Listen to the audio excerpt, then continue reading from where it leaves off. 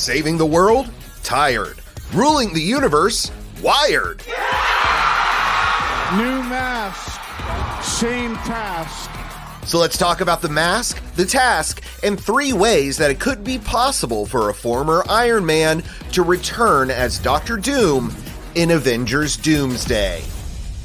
Never one to shrink from an honest challenge. Number 1, mask on.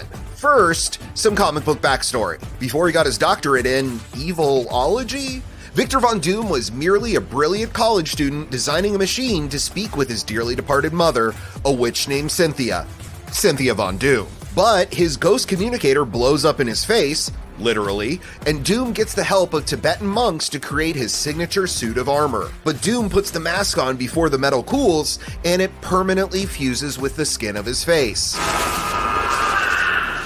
So what if all that happens before Avengers Doomsday, the 2026 return of Downey and his Infinity War and Endgame directors, the Russo brothers? Then, and remember this is just our wild theory here, Downey's Doom couldn't remove the mask even if he wanted to, and his performance would be purely voiceover, like Bradley Cooper as Rocket Raccoon or Tara Strong as Miss Minutes. He's worked it out so we can reinsert y'all back into the timeline in a way that won't disrupt things. It could happen, but the Russos are making $80 million to direct Doomsday and Avengers Secret Wars, while Downey is reportedly making even more. It's unlikely that Disney is backing up the Briggs truck to the Downey household for only his voice. If you even cared, you'd actually be here. Number 2, what if Tony, but evil? In Marvel's multiversal meanderings, we've met several versions or variants of our super pals, and the MCU's Dr. Doom could be a Tony Stark that didn't turn out so nice.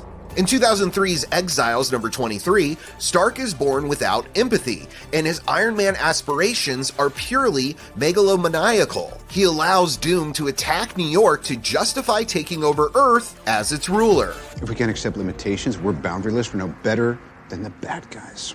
Doom and Stark triple cross each other, leaving Tony scarred and unable to remove his Iron Man helmet.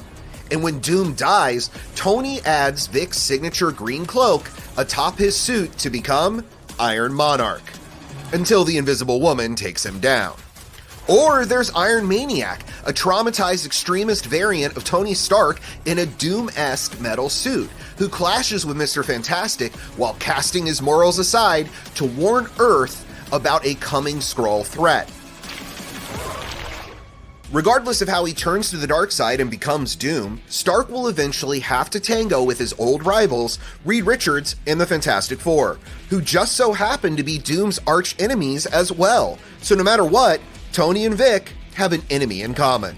So now what? You gonna fight them with me? That would be beneath me. Number 3, Victor Von Boone.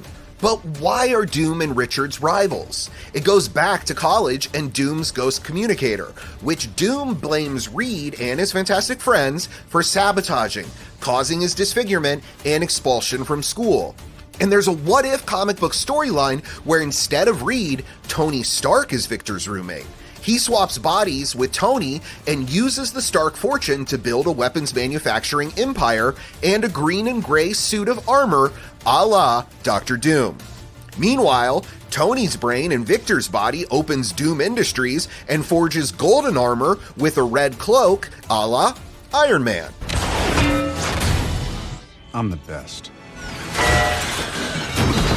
After Tony and Doom's body defeats Doom and Tony's body, Stark decides to not body swap back as his family name has been sullied by Doom's evil deeds. So instead, Stark makes Doom into a hero like he's never been before. And if anybody, Pepper, doesn't like it, there's the door.